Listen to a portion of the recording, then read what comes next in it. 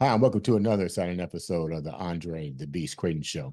Today, we're going to tap into a topic that's been sort of controversial on how people deal with coming in and out of addiction. There's all kind of different treatment plans out there and all different type of addictions. And me personally, I think when you have different addictions, they require different ways to deal with.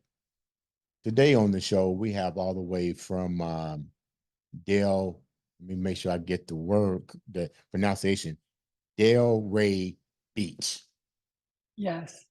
Dale Ray Beach, Florida. Yes. A young lady who shared her story, and it was so impactful. I was thinking, how do we take such a story and spin it into 30 minutes and so people can understand exactly what you went through? But I told her we're going to do it. Like to welcome to the show, Whitney, Kell, and not Hale with a K. Welcome to the show. Thanks, Andre. It's an honor and a privilege to be on your show. It sounds like you provide so many people a lot of benefit and service. So thank you for including me. Thank you. Your story is definitely impactful. I remember just before we went live, you was like, I could tell you about the one with my sister. I'm like, holy crap, that's another story. Tell the viewers a little bit about who you are before we really get deep into your life and how you came out of addiction. I am a 53-year-old woman who is definitely in midlife. And I'm from Portland, Oregon originally, and had some, trauma as a child, as most people did, as you mentioned. I drank and did cocaine and crystal meth. I stopped doing cocaine and crystal meth when I turned 21. And when I turned 28, my mother passed away. And I felt like I had two paths before me. I could go down her path or I could make another decision. And I made a different decision and I decided to give it a whirl to see if I could stop alcohol for 1 year. And next thing I know, I was in an 18-year relationship building a weight loss company.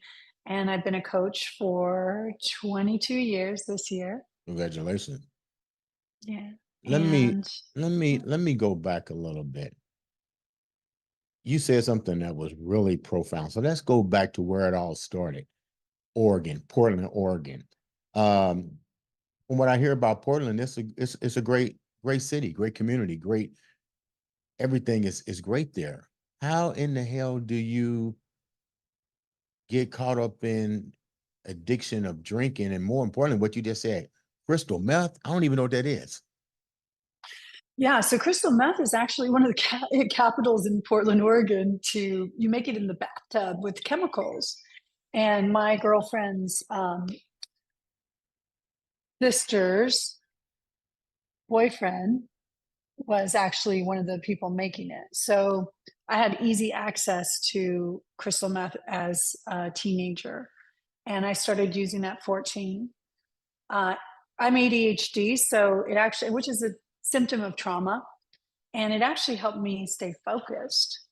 But as I grew up and got older, yeah, playing with meth and coke was just part of the lifestyle. That's what we did. And Where was your Oregon, mom and dad at during all this in your family?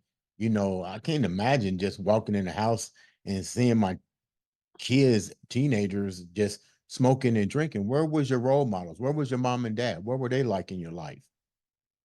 well, my dad, we didn't talk to for years. First, we didn't talk to my mother since the age of 6 until I turned 14. Then I moved in with my mother, and we didn't talk to my father until she passed away, which was 24 years ago. She passed away. My mother and I did crystal meth together before I'd go to school. Say that again. Well, I was in economics and I was supposed to make a project, and I made peanut people. I made this peanut people project, We cut the hair, we did the art. We were up all night on crystal meth. I got an A+ on the project, by the way. Wow. But I Okay. was, I think I was 16. And Now, unfortunately, some of the people that I attended high school with never did stop. Some went to prison. Portland's a rainy place. 360 days of the year it rained. We had the highest suicide rate in any high school when I was raised in Portland, Oregon. you mentioned during the pre-interview, you come from a long line of the word addictive personality traits. What were some of those family? How deep did the wheel go when you talk Right. about Well, family addiction? yeah, my mom was raised in foster care with two sisters who were all from different men. Her mother, the times I remember meeting her, she was drinking. I could smell it on her breath. I remember, you know how your parents force you to hug the other people, the relatives where you have to give them a hug. And I remember how bad she smelled. My grandparents would drink, on my dad's side would always drink whiskey and Coke. That was what was in their back area. So I just came from a lot of people and a long line of probably family members who had trauma. You imagine what your mom and dad went through as children and how different things are now, what they're allowed to do, what they're not allowed to do. And I had a friend who has help, like they have nannies and they have so much help. And they said, imagine being a parent back then and you got those kids all the time. Let's say you have a mental illness. Like my mother was probably bipolar untreated, and she's got two kids to raise. You don't get to sleep, so you're slapping the kids around or you're drinking to relieve the pain of the unhealed childhood that you've had. And now you've got another kid you got to raise, and you didn't even get raised well yourself. How do you afford? How, how do you afford to keep this type of lifestyle? This is generation to generation to generation. It takes money to get your hands on these resources for addiction, meth, to make it, to do liquor. I mean, how are you guys providing this? Who's providing the resources? Right. That's a good question. Well, you think about now, most kids have access to millions and hundreds of thousands of dollars here. But back then, we would scratch together money. I started working when I was 14 years old. So I started working at Winchell's. I remember mopping the floor. My mom would come in, she almost peed her pants laughing so hard, watching me wash somebody else's floors. I wanted my own money. I mean, I think a lot of addicts are some of the smartest people on the planet. They just don't know how to deal with the trauma that they experience, so they drink it. Um, does that answer your question? I'm more concerned about when you have to feed the habit. So naturally, by this, you saying this is natural where you're from your family. Like, but it takes a lot of money to feed this habit. Like just mopping floors just ain't covering it. I mean, how was everybody being fed? These Right. My mother married a man. We visualized it. My mother was very spiritual, despite the fact she was also an addict. And we were living on food stamps. Um, and she was a manicurist. And I remember we visualized my stepdad coming in. She married a heart surgeon, and suddenly we were financially well. But before that, as I mentioned, my girlfriend's uh, sister's boyfriend was making crystal meth in the bathtub. Crystal meth is like poor man's cocaine. So that was easy to get a hold of. your mother Um, marries a heart surgeon. I'm mhm. trying to I'm not judging. I'm just trying to get clarity here. Putting myself in probably the viewer's mind. What was this heart patient, this heart surgeon? What was it about your mom that drove him to marry your mom? Because if you got this addiction, was she that good at hiding her addiction that this guy would marry her and jeopardize his own career with meth and alcohol and addiction problems and so forth? I'm trying to understand. That's all. Yeah. Well, what my opinion is my mom was a functional alcoholic. And by functional, that means that you can do life where people don't know that you're an addict until they get super close. And so what she did was she withheld certain things, including sex, until they got married.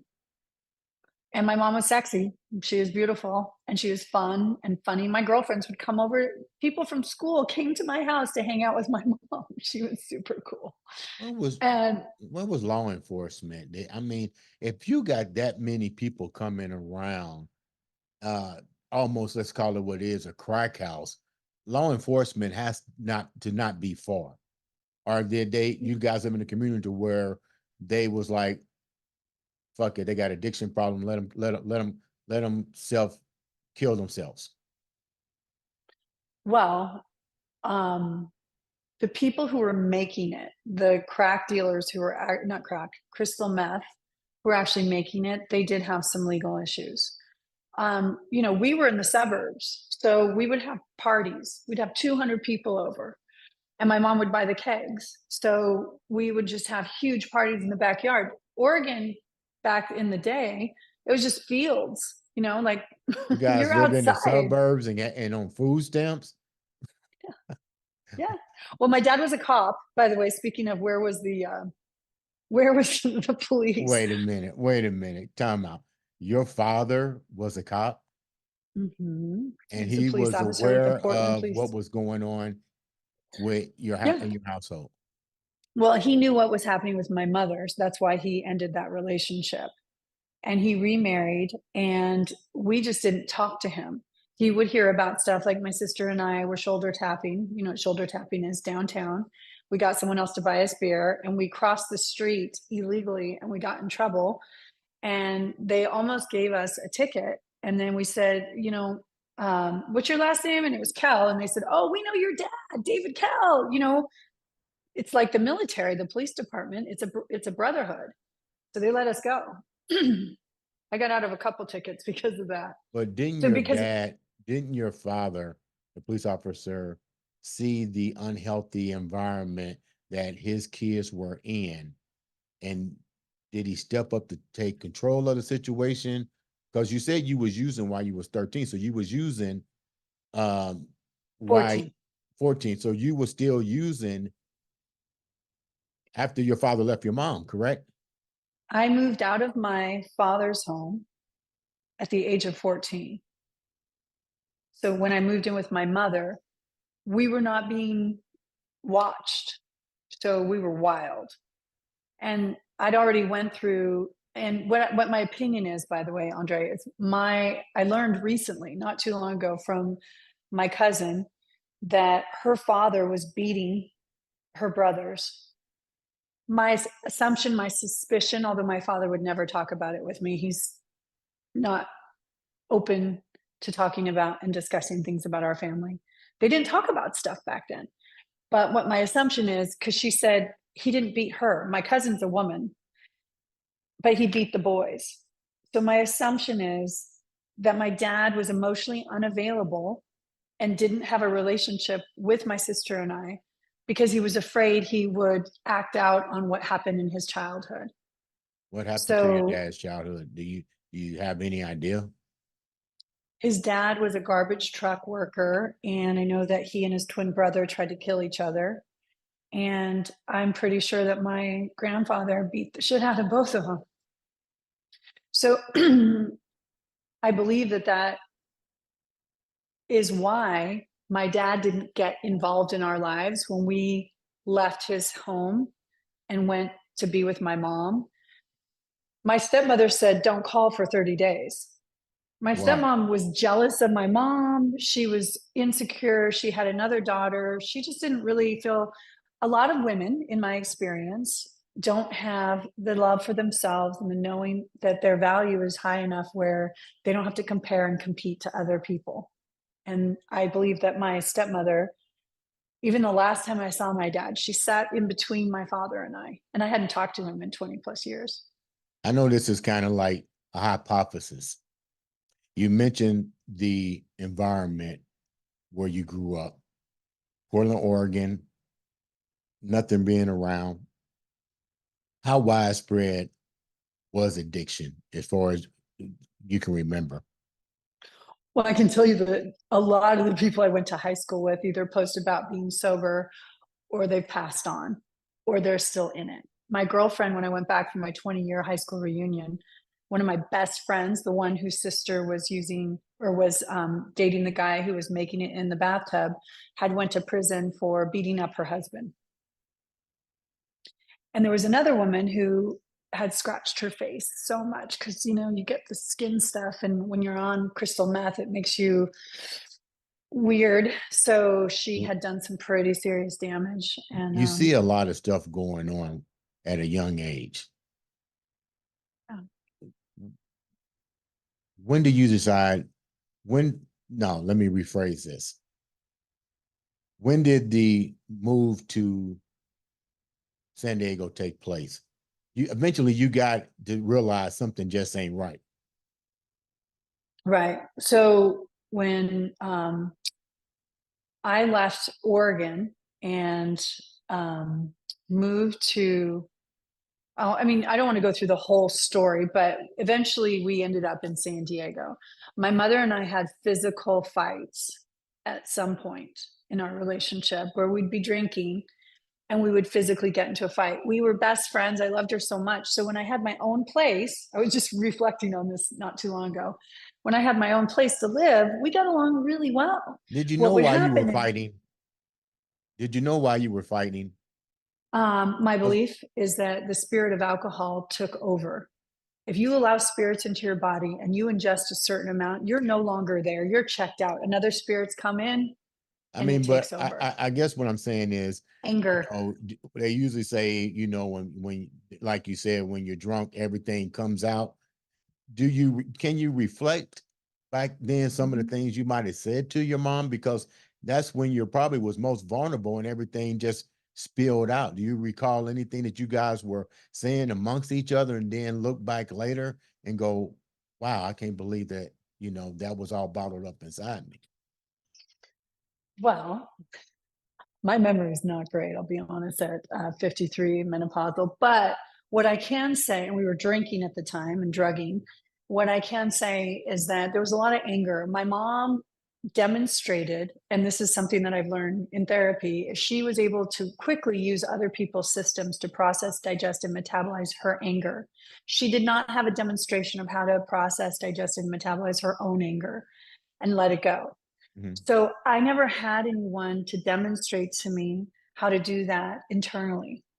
So generally, if something triggered me that she would say or do, which was frequent, I would call her a narcissistic alcoholic, but I think those terms are thrown around so much. And I don't have factual evidence that that's what the story was. I just know she was mentally ill to some degree. To do crystal meth with your children when they're 15, she slept with my sister's boyfriend.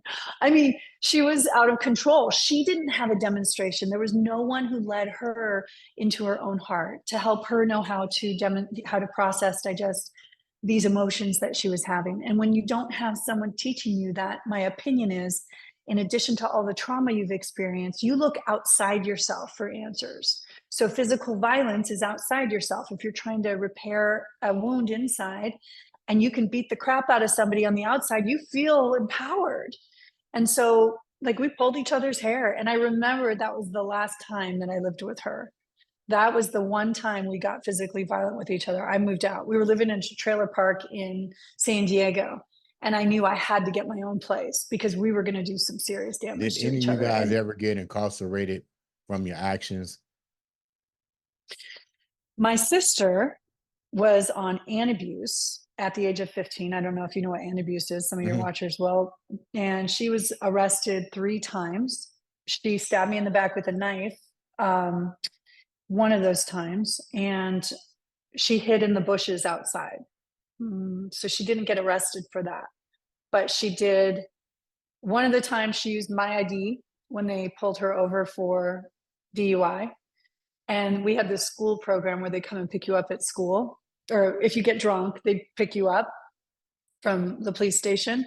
And they walked in and said, I'm not going to share her name publicly, Right. but I understand. they said her name out loud. And they looked at the license and they're like, oh, you're not Whitney? And they took her back in and booked her. So I know we bailed her out of jail at least 3 times. So the night she stabbed me in the back with a knife, that was intense. My sister changed. My sister had such a deep, my belief, mental illness, and the spirits. As I saw on one of your shows, there's like whatever you want to believe about spirits, but she got inhabited by some nasty spirits depending on what she drank. She still does. She has Mm. not chosen to make a change to her life. I did. And she just threw a knife at me and it stabbed me in the back. And multiple times she beat me up. She'd lose boyfriends because she would beat me so hard because she didn't have an example of how to digest and metabolize the fact that we didn't have a father who cared for us. We were traded from home to home. My mother didn't have mental stability. So no one taught us how, like I'm learning right now from Dr. Joe Dispenza's work, which I love. And he said, sit with your own heart, open your heart and sit with your heart. I don't think I've ever had anyone sit with my heart. No one was present enough. My mother, between her ADHD, probably because I've got it, and the bipolar and all the drinking and the nervous energy that she expressed and the anger, I didn't have that person, the mom that showed up as a mom. She showed up as a friend. I forgive her. She didn't have the capacity. She didn't know how to do it. I have 150% forgiven her, especially after living with my girlfriend who has a 3-year-old and laying there exhausted and on no sleep and realizing why my mom was the way she was and why so many people leave their families and kids. If you're mentally ill, you've had no sleep, and there's this little human being in front of you reflecting back all of your stuff, and you don't know how to deal with your own emotions, you're going to go drink or drug. I mean, it's an escape, a distraction. Now you wind up going to San Diego, and you mentioned you've found a significant other, 18 Mhm. years. Mhm. Were you still acting the same way with this life partner? I call it life partner, or a significant other. Were your behavior still the same, or did they change, or did what was his role in your life at that point? Right. Well, just before I met this man, I had gotten in a car accident in Pacific Beach with my mother in the car. I shouldn't have been driving. My boyfriend was in the car at the time and he was sober. Anyways, we got hit by a car. She was injured. My mother was injured. I said I was injured, by the way, which is why I didn't get a DUI. They take you to the hospital. They don't send you to jail. So I never went to jail. I went to the hospital. They drew my blood. I got a DUI. But my mom was injured and she got even crazier. Like when I was on the phone with my mom, I could set the phone down and she'd be screaming when I'd pick it back up. She was so angry at so many things. She just couldn't deal with it. So what happened was after we didn't speak for a while and I was working at Nordstrom, I got a job. I got some distance from her, which, you know, I have one true sentence. If my mother hadn't died, I wouldn't have gotten to live because we were so codependent. But I'm driving home from Nordstrom. I look over and there's these two guys in a Jeep. They jump out of the car and they give me an invitation to an Austin Powers party. And there's story from there to there, but I'm going to be brief. We end up going to the party with my friends and my sister on the bay in San Diego. And that's where I met him. And then we went out and I would drink heavily. And I do believe that not everyone, but a lot of people who drink are insecure. And that's why they cheat on partnerships if you have a solid agreement. You're so insecure, you're trying to fill from the outside those insecurities. So you're sleeping with other people to make you feel good and get in your ego. And I would have done that. But I decided when my mom passed away, I met him about a month before my mom passed away. I feel like the angels brought him in to save me. Did he save you? So what he said to me, he was the first person that ever said, I've already done this because he had another girlfriend who was smoking hot, by the way. I met her. It really raised his level up when I met her because she was so cute. He goes, I already did that with her. I don't want to do that again. He goes, I want a healthy girlfriend. And it just so happened his roommate at the time was dating somebody in AA. She said, hey, why don't you start coming to meetings with me? Mm. I did. I said, I want monogamy. He said, I want a healthy relationship. I said, what if I get sober? And he said, okay, we'll talk about it if you get sober. So I decided I can do anything for 1 month. I did AA for a month or a year. I said I'd do it for a year. And if my life doesn't get so much better, I don't even recognize it, I'm going to start drinking again. And we were together for 18 years, and we had a very healthy relationship, So and I your did a life lot of did work, make a turn for the best. When you look transform. back, when you look back at that, your life, you gave yourself a year. Why only a year? Because any addiction is one step at a time. Be grateful for making it through to the next day, making it for an hour. Why did you give yourself a year? I'm just curious. Right. Well, I just wanna say one other thing. When I was, 21 is when I gave up crystal meth and cocaine on my own. I said I have this, obsessive compulsive, I'm very particular, and I said, "I'm gonna quit drugs," when I was 21. I'm like, "You can't be this old and still do that." And then I set my sobriety date as well for January 1st. And I said, "Look, I'm gonna do January 1st, 2000 is when I got sober." Technically, my sponsor told me it's January 2nd because I was still drunk. And then I said, "Okay, I can do anything for 1 year. I believe in myself." And I got a sponsor, and, I just decided to commit to it. I thought, there's a lot of things that I've done in my life, and I call it testing. I do this in business now. It's like 6 months is a test. In your life, if you wanna do anything, do it for 6 months or a year, and if your life doesn't change or you don't notice the improvement, go back. So that's what I did. What do you think would have happened? No, let me rephrase this. Why do you think it took so long? Why do You I was think pretty what took so much long? you was pretty much on the road to self-destruction. And you're seeing Right. the self-destruction in your own family lineage from your Mhm. mother, your father, abandonment issues, narcissistic personalities, illegal drugs. I mean, the whole nine yards. What took so long for you to get out of this mindset? And I'm It's a only saying really it good because I question. don't understand it. To me, if I see all of this chaos and I see that it's causing me problems to where I'm fighting with my mother, I need to address Physically, that. My right? sister stabbing me in the back. Help me understand why it took so long. Well, for me, I couldn't see it. When you're in an addiction, I don't think you can see that you're in the addiction. It's like people who are single-minded focus wizards, politics, religion, they can't see anything else. You can't see gray when it's black and white. So when I was in my addiction, it started becoming my friend saying, "You're not even having fun anymore. Why are you drinking?" There was the accident I had where I almost went to jail for a DUI, but I got out of it because I'm smart. I said I had an injury. Those things, and I went to AA, and I'll never forget when they said, "We think you're an alcoholic." And I went home and I told my mom, and she said, "No, we're not. We're not alcoholic. I don't want to talk about that." So I think when people are in whatever pattern of addictive thinking that they're in, and that's what I think it all comes down to, is the thought is just a belief. Is thought is just a belief is just a thought you keep thinking. So if you always are thinking like the trauma or whatever that is, and you get hooked on that thought, and Mhm, you're not able to pull yourself out of it, which is what I've come to learn is actually the way to do it, is to let your body believe the imagination of a child, no matter how shit your life is.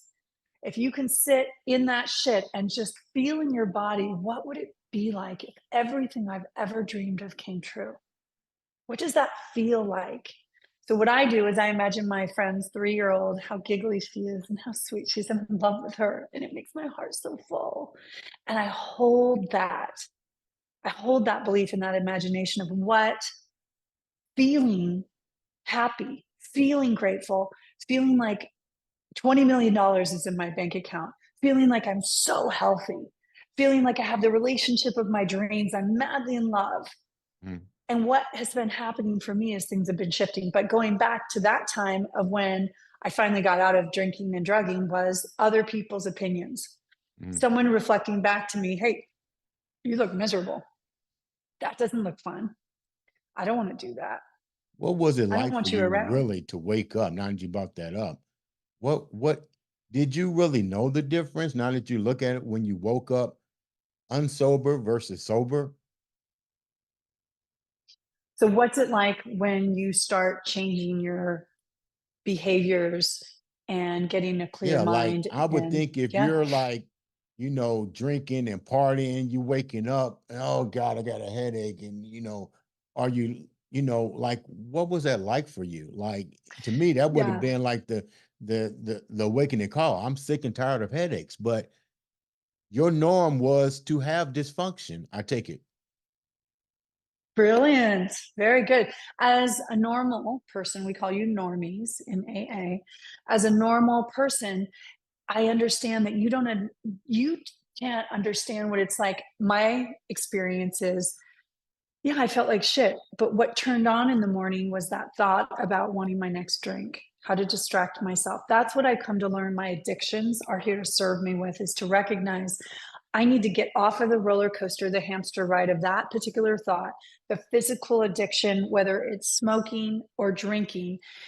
It's just a thought that I keep thinking, that I'm used to running the drama and the trauma. I'm used to that connection, which connects me with my mother and my childhood, which is not serving me. But until you can step out of it long enough, you can't Did the, see it. did the thought of hurting yourself, hurting someone else, maybe even killing somebody? You said you was in a car accident. None of that even registered to you at any given moment, correct?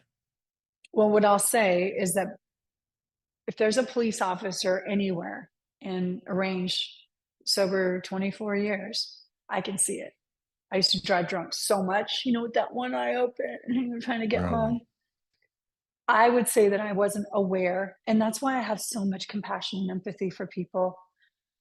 They just, everybody's right by their method.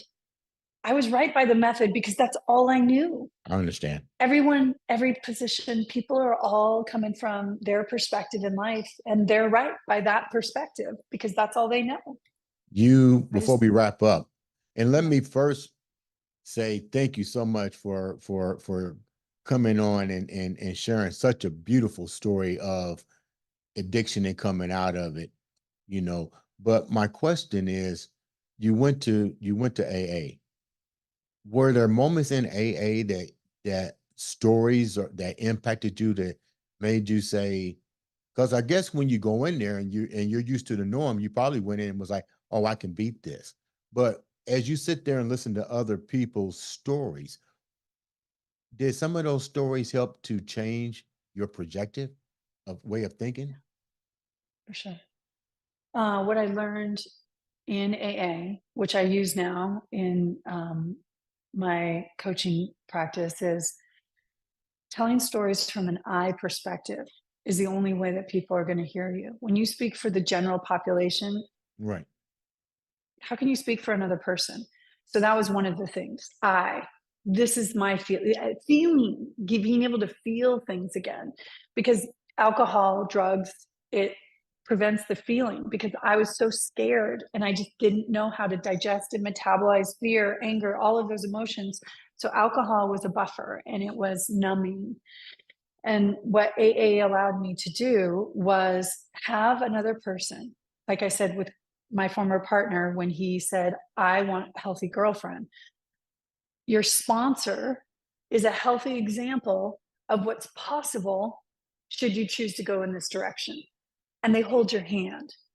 And I think that is the power of AA, not just the community of hearing those stories, like you said, and they're very conscious. You can hear when people go into mental illness. You can hear, I mean, if you're Right. healthier yourself, I Mhm. outgrew AA. I think it's a powerful, necessary community. And a lot of people are still in it. And I support that 100%. But I started doing other spiritual work that, from my perspective, graduated me. I have zero desire to drink alcohol. I am clear that spirit is not my spirit. I believe there's lots of spirits that we can play with. There's all kinds of medicines out there that you can choose to put in your body, and some of them will take you in the direction that you need to go, and some of them won't. And right now, meditation is my medication.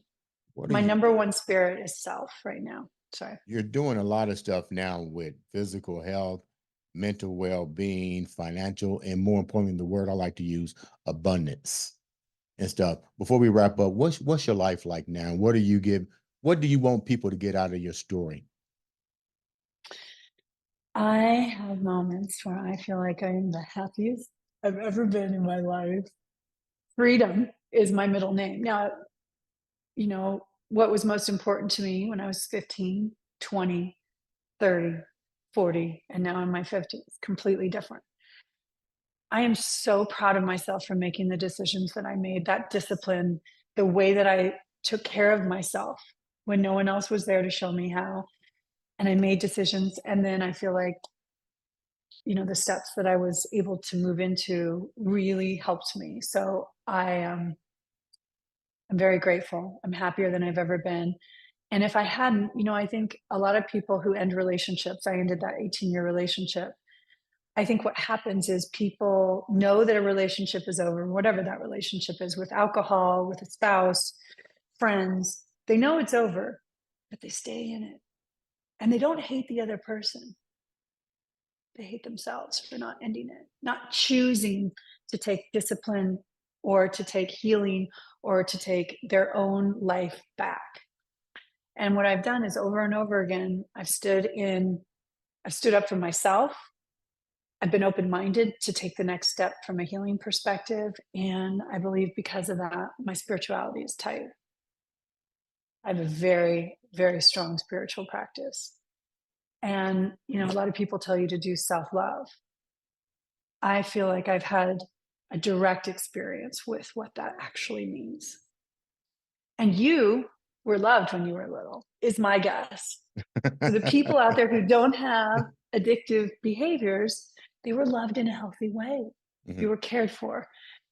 You didn't have someone demonstrate alcoholism behavior. People who are sexually traumatized, I think it's 90% of people who had sexual trauma go out and repeat it.